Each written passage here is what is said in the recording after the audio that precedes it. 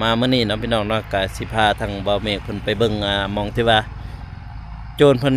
งะแงะมือซื่นนั่นน่ะพี่น้องเอ้ยแล้วก็สิมาเบิ่งอีกตื้มแล้วมาซ่อมเบิ่งอีกตื้มพี่น้องเนาะย่านว่าเพิ่นมาลักเอาอีกบ่จักเพราะว่ามื้อคืนนี่บ่มีไผนอนอยู่นี่พี่น้องเอ้ยแต่แค่นี้เมื่อวานนี่ก็ได้เสริมตะปู8ลงไปแหละแต่ว่างัดอีกมีแต่ว่าน้องตะปู12 ปู12เลยมันหลอกเนาะนั่นเลยอีช่างว่านี่เนาะโอ้จะมางัดลองเบิ่งแม่นมาจ้าเตรียมแล้วบ่ว่าคนเฮาสิตอกแบบแม่นแล้วนี่เนาะจนมางัดเลยเอางัดออกแล้วนี่เพราะว่ามองนั่นเด้เขางัดออกเลยโอ้โดนใจบาปพี่น้องเนาะมันบ่แม่นแล้วตะปูง่ายออกคือตะปูสิถอนออกได้บ่แม่นคันแบบนี้นี่เสือรถคันมันเอาก็ยากเลยนะเนาะแบบนี้นี่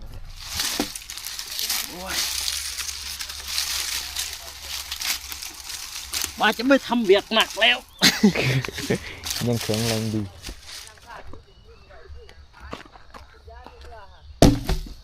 เกินว่าสิบได้เฮ็ดนักแล้วมือนี่ยังเฮ็ดอยู่ดังไฟถ่าพี่น้องเลย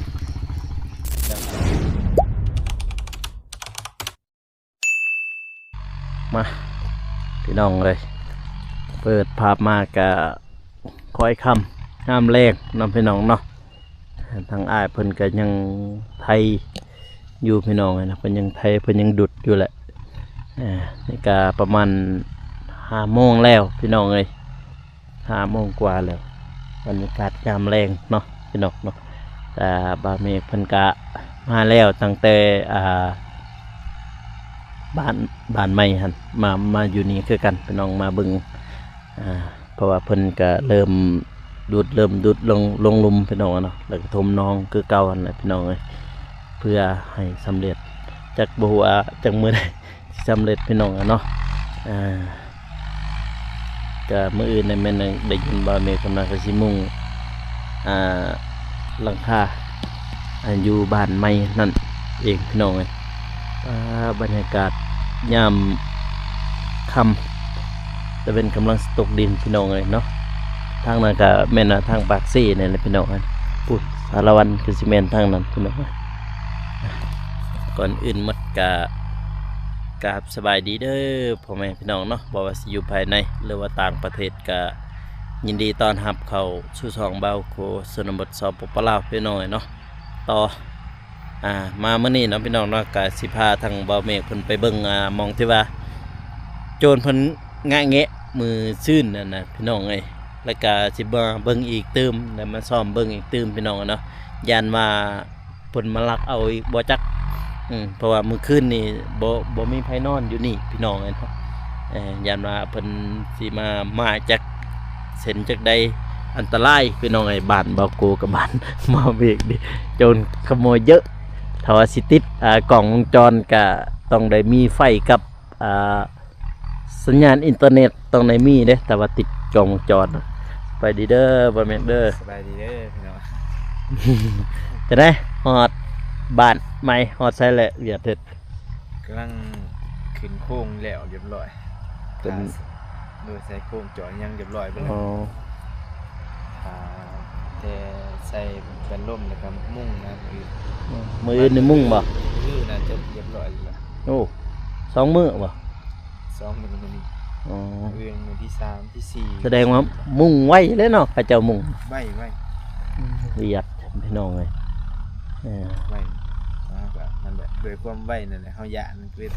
ตามไว้แม่นนะต้องติดตามนั่นแหละเห็นคือเฮือนขวัญไว้อยู่แต่ยังหัวได้อยู่เฮือนครับเมื่อวานเลยมานี่บ่เมื่อวานนี่โดยมาอยู่ตอนค่ำมาเอาอุปกรณ์เอาน้ำมักจับเอาหยังเอาเมื่อให้เบิดเนาะเพื่อเฮาบ่อยากเสี่ยงแม่นเสี่ยงไหนอยู่นี่พี่น้องเอ้ยกันย้อนน้ำมักจับเส้นนึงอยู่หั่นก็ ยังว่า มาลองตัดเบิ่งเนาะ เออ สิแก้ง่ายแก้ได้สำใด แกะง่ายบ่แกะแต่แค่นี้เมื่อวานนี่ก็ได้เสริมตะปู8ลงไปแหละแต่ว่างัดอีกมีแต่ว่าน้องตะปู12 ผู้12เลยสิมาลองเนาะ ตะปู12ก็จะเป็นนะเจ้าไปเดี๋ยวเราไปเลาะเบิ่งอีกตื่มพี่น้องเอ้ยยันว่าบางทีเขามาแงะอีกบ่จักมื้อนี้นี่นะเพราะว่ามื้อคืนนี้บ่มีไผนอนพี่น้องเอ้ยทั้งไอ้แดงหรือว่าช้างเพิ่นก็ลาหรือว่าขอตัวเมื่อพักผ่อนก่อนเพราะว่าอันนั้นช้างรถเฮานี่รถไถเฮานี่ยังผมน้องเบื้องลุ่มมันบ่ทันแล้วพี่น้องนี่พี่แล้ว ขึ้นมาดังไฟไว้ แม่นบ่ โอ้ เพราะว่าผู้ใดเนาะดังไฟอัน กล้องบักใหญ่อย่างเงี้ยให้กลุ่มบ่ขึ้นนะ แม่นบ่ นี่เอาทนโดนตัวนี้ดังแมลงคือเก่าแล้วเราบ่ได้สูบเดี๋ยวสูบบ่ถ้าสิสูบแล้วน่าจะมีที่คือไฟ เดี๋ยวสิยืนนะ มีบ่คั ไฟ นมี ไว้เดี๋ยวสิกลับอย่างเนาะ ออกข้างนอกพุ่นได้จังสิได้เห็นได้ มองบ่ แม่นแหละข้างในเนี่ยบ่ได้เห็นนะตะปูอันนั้นขอด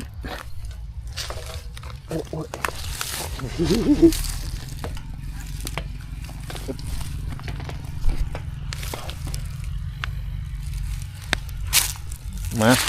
บาดนี้ก็ย้อนเฮาเจะคลองหลอดยังยากเลยเนาะโอเค ตีเซฟตีห้า ขี่อยู่มาเบิ่งตะปูตรงเขาตอกนี้ถ้าตอกไข่ในนี่ก็คักอยู่นี่แบบนี้ก็อยากว่าเนี่ยนี่ตัวเสริมเมื่อวานเลย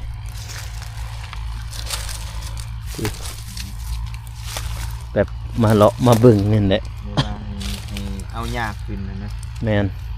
เอาหญ้าขึ้นแล้วก็ความพยายามบ่หลายมันใช้เวลา แมนใช้เวลา ซึ่งก็ลดความพยายามก่อนมันก็สิแจ้งก่อนนะเพื่อสิได้สิมีหมดแดงนะ นี่ระหว่างนี่แล้วมีหมดแดงระหว่างผมบ่เห็น สร้างไปตก สางมาเก็บหมดแดงมาจับหมด แต่ว่าอันนั้นอาหารทางลาวเขาอาหารสัตว์สูงเด้อันนี้นี่อาหารหมดแดงนี่ไข่หมดแดงเพราะมันอยู่เทิงสูงเด้อยู่ต้นไม้ปลายไม้นี่ตัวนี้แหละเมื่อวานนี่มองนี่แหละ มันก็ แม่นนั่นมองนั่นแหละแล้วนี่แล้วต่อ มันโตบ่เรื่องนี้เลย นี่แล้วต่อนี่ตัวคออันนั้นนี่มองนี่แต่กตะปูตัวนี้ก็ถอนออกเมื่อวานนี่ตัวนี้ มาทดสอบเบิ่งนะว่าเลย แม่น มันก็ยากอยู่ อันก็ยากเติบ ยุติ เพราะเมื่อกี้ก็เคยเห็นอยู่พวกอันนั้นไปตอนนั้นพูดคนหนึ่งนั่นแหละคือมือเสาเนี่ยว่าสิ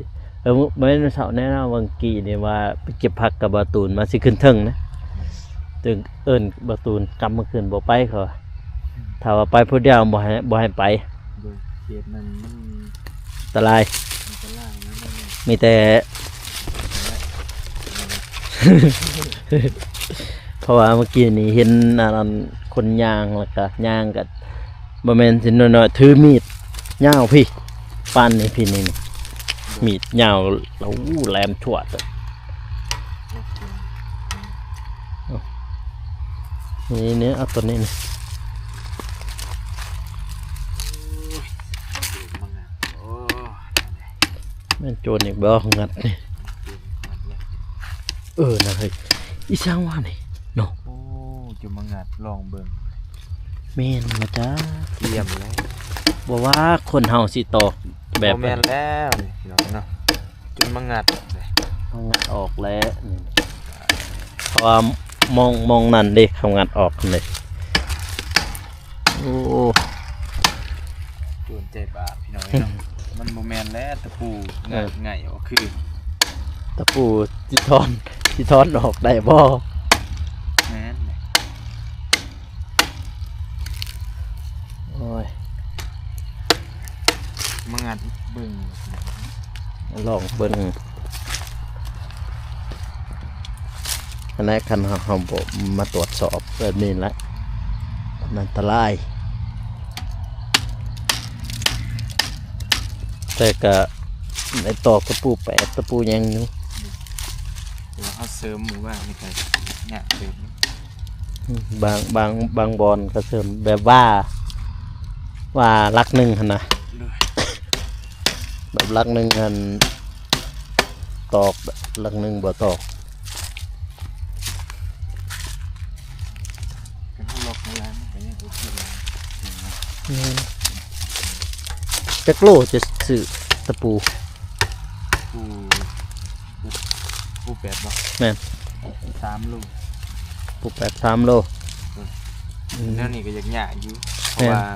มันจะตัดอย่างเดียวนะ นั่น มันตัดแล้วมันก็บ่งาม แบบเขาตอกไข่จังสีนี้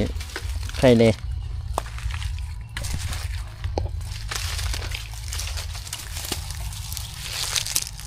ยินใจอยู่ว่าได้ล็อกแบบทักมือ นี่ทำแบบ เอา ทำแบบนี้เนี่ยโอเคอยู่ เพราะว่าถ้าเพิ่นเอาเพิ่นก็ต้องพยายามดีเนาะแต่มันยากเนาะ แม่น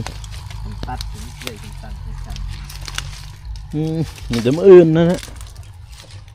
มีที่ผายเพื่อนเอามา มีอยู่ มาสันตัวนี้นี่มาอันนี้นะมาแปลงมัน ก็ห้าม ยานรถไปบ่ทันบ่ถึงมาจักเดี๋ยวสิดูว่าสิดึงลงหลุมบ่แบบดึงมันลงหลุมให้รถมันถึง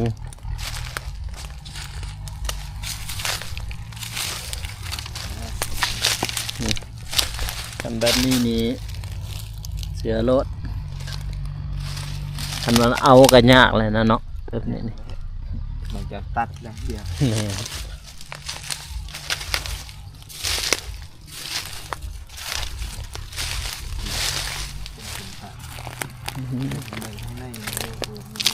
โอ้ยเดี๋ยวมากระบังเขาเต็มดิพอเขากี้ไปหอนั้นยังไอ้เยืองเลยยังหยาดอยู่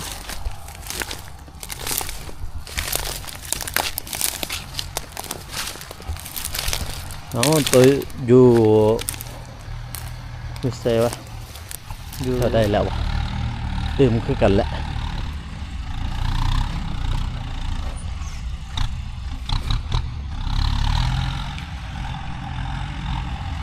คุณนี่นี่อยู่นี่ยี่ตัวหนึ่งไปแล้ว ตัวหนึ่งไปเบิ่งดีเลย มุ้ยคิดเนาะ แม่นบ่ มีคิดอ่อน บ้า ๆนอนเว้น แม่นบ่ กลางคืนออก5 คิด โอ้ตัวหนึ่งไปแล้วขนาด เดี๋ยวเคยจับเดี๋ยวหายกันนะ เพราะว่าเห็นจกงกเมื่อกี้นี่ นอนเว้นด้วยกลางคืนนี่พวกเอาสัตว์ตัว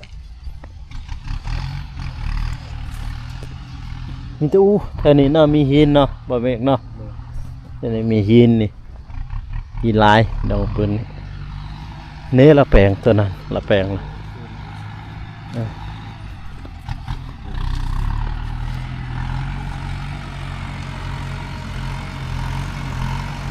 กินเลือกับแม่นว่าเราทมน้องโตอันนั้นแหละใหม่ตอนนั้นเฮ้ยเขาเฮ็ดอีหยังครับฮะ เอาสิอาบน้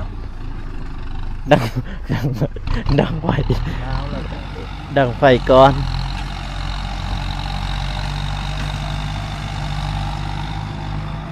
แค่นี้เราแปลงบอลเห็นเราแปลงยังเกียนนะบอลนี่ก็ตอนนี้เนี่ย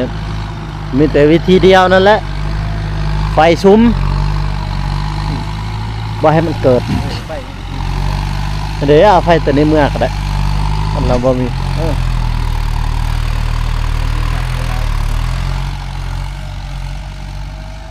อันนี้เอาตัวไม้ไผ่อันเดียว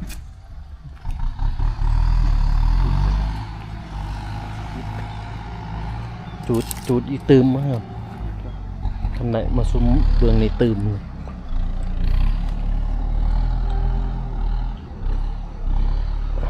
เฮ้ยถึกน้ำมึงจับจัก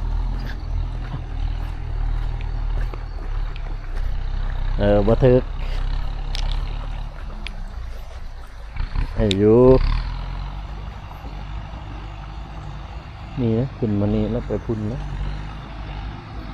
โอ้เริ่มเห็นแล้วเริ่มบ่เห็นแล้วก็ต่อไม้อัน ยังโกกับโกน้อยนึง ก็ไอ้แน่แล้ว แค่นี้อะไรที่ปลูกลาย อืม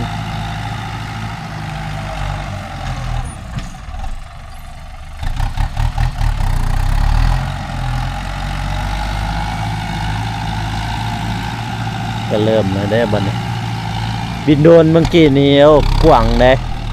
ส่วนกว้างได้ มันได้ปลูกลายเนาะ เพราะว่าถมน้องนี่ดิ ตะกี้มันบ่เห็นไงมันพกเบิดมาแต่เป็นเครื่องพุ่ง นั่นบ่ พุ่งลาดพุ่ง โอ้ แต่ต้องไปหาซื้อ โอ้มันมีกกใหม่ใหญ่เนาะ เพราะว่าราคาที่ซอฟต์ลงมาเป็นก็เห็นแบบตีเนี่ยตีแล้วนี่ก็มีแต่น้องพวก เนาะเป็นปลา มันอยู่เป็นตับหมูนะ เลยวันนี้เอารถจกเอายังทำมาอันนี้อีกจ้างรถแมคโครค่ะ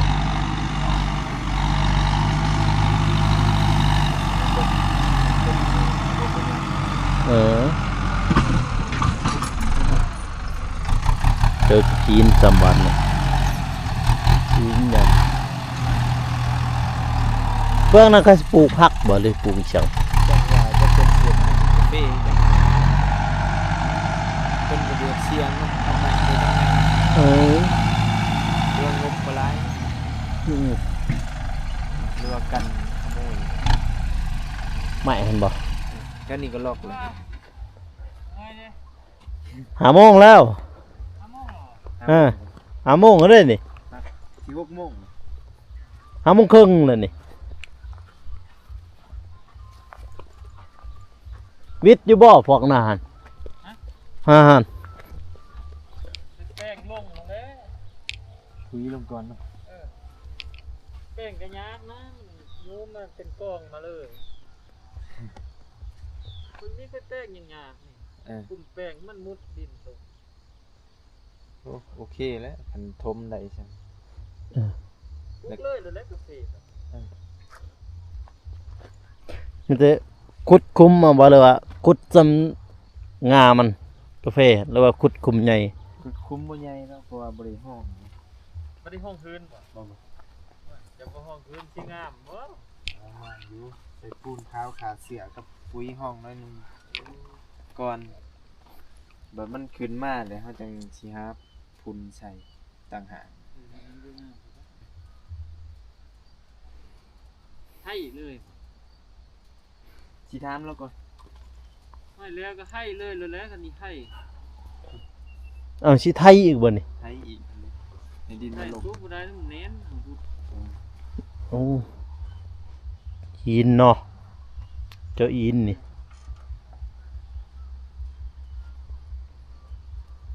ให้ตัวนี้แล้วกันนี่ให้ เดี๋ยว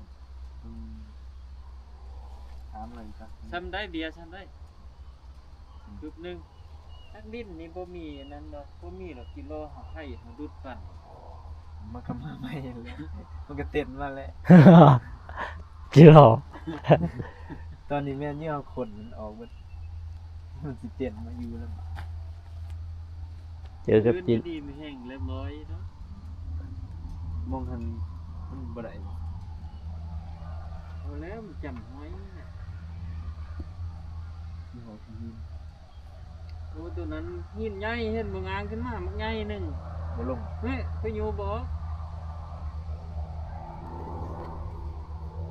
เดี๋ยว โอเคสำเร็จ คิดจะให้แม่ต้องได้ให้อยู่บ่แป้งยังไงเข้านั้นใกล้ดิน2 จออ่ะ เอาใกล้อยู่มาอยากมันไปเมียหนูเว้ยดิน อยู่มาแต่ทั้งเนาะทั้งหินทั้งดิน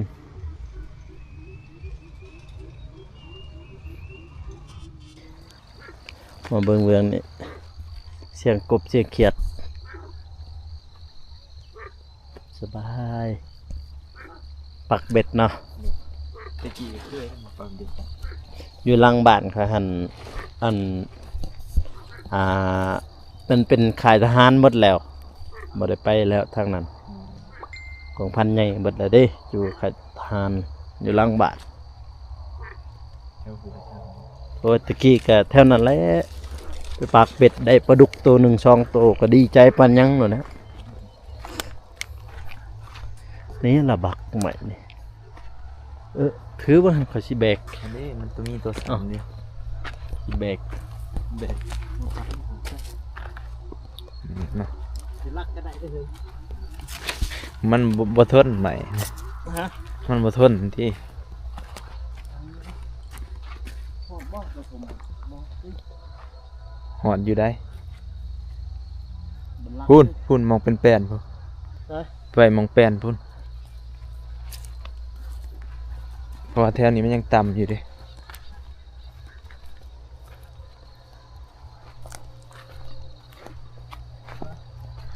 โอเค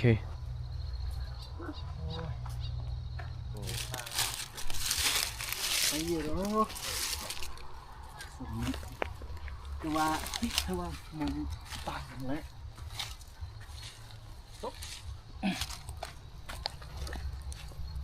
มันจะมองตัวนั้นแหละ ไปทับกะ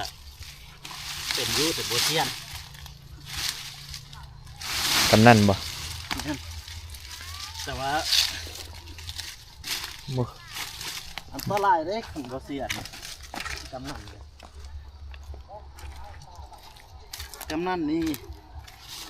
ตอนหาลงคอยกับขึ้นคอยมันอันตราย มันต้องได้จับเหล็กมัน เออ เกี่ยวมันต้องได้จับ ถ้าเจ้าบ่จับนี่ปุ๊ดมันหลุดนี่ปันเกียร์วางโลดโอ้ยว่าจะไม่ทำเบียกหนักแล้ว ยังแข็งแรงดี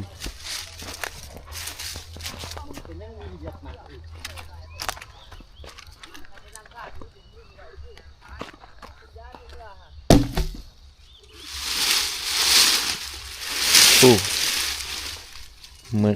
สิไปถือจักสตินไหมบ่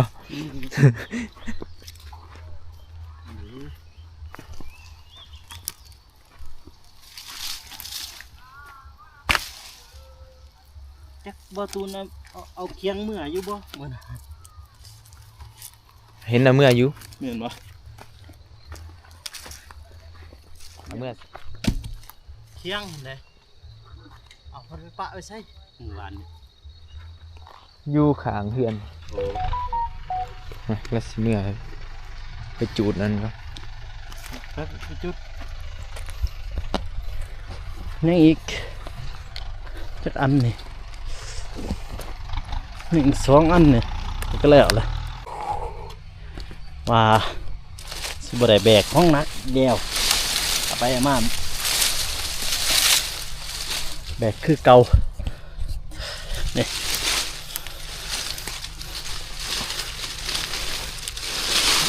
บนเหลือ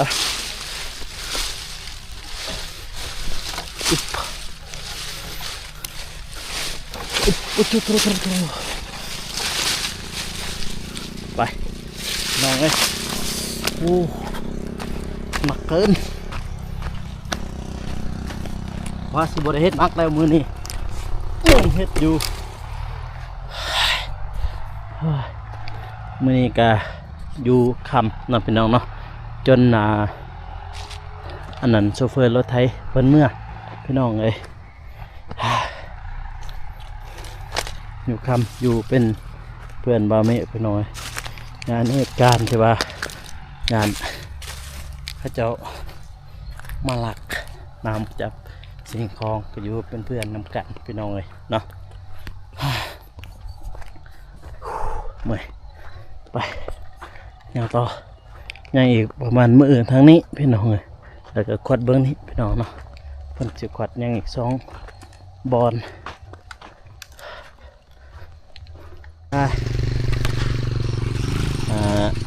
ดังไฟถ่าพี่น้องเลยดังไฟเพื่อว่าเขาหูในว่าอยู่ดึกอยู่ค่ำเนาะ อยู่ดึกอยู่ค่ำเท่ากับบาเมคือเก่าพี่น้องกำลังชิกลับคือกันเลยนี่ โอเคโอเค อยู่ค่ำเลยพี่น้องมื้อนี้นี่มื้ออื่นจังว่ากันเนาะ โดย มื้ออื่นจังว่ากันพี่น้อง ใจ เอ้ย ลายบอกครู มื้ออื่นจังว่ากันพี่น้องเอ้ยเจอกันมื้ออื่นมานี่คือเก่าบ่ว่าเช้าหรือว่าสวยสิมาจำเป็นต้องได้มาพี่น้องเนาะเพราะว่ามื้ออื่นบ่าวเมฆเพิ่นว่าอันนั้นเวียดสิมุ่งบ่ โดยเวียดสิมุ่งแหละสิให้ไปเบิ่งสังกะสีเองนะยันว่า อ่า เพิ่นซื้อมาให้แล้วบ่ถือใจ เอามื้ออื่นมุ่งสังซีบ่หรือกระเบือก อลูซิง อู้ เพราะว่าส่งเฮามันส่งเถิบนะ อ๋อ กระเบื้องมุ่งบ่ได้ อ๋อ ถ้าใส่กระเบื้องมันบ่งามมันต้องเฮ็ดจังซี่ นั่นบ่ โดยมันสิผิดส่ง อ๋อโอเคพี่น้อง เบิ่งมื้ออื่นตอน เด้อ เช้า พี่น้องเนาะเบาโกกับเบาเมฆขอตัวลาไปก่อนเด้อพี่น้องเด้อแล้วเจอกันมื้ออื่นนะพี่น้องเนาะสำหรับคลิปนี้ขอกล่าวคำว่าสบายดีพี่น้องไงบ๊ายบาย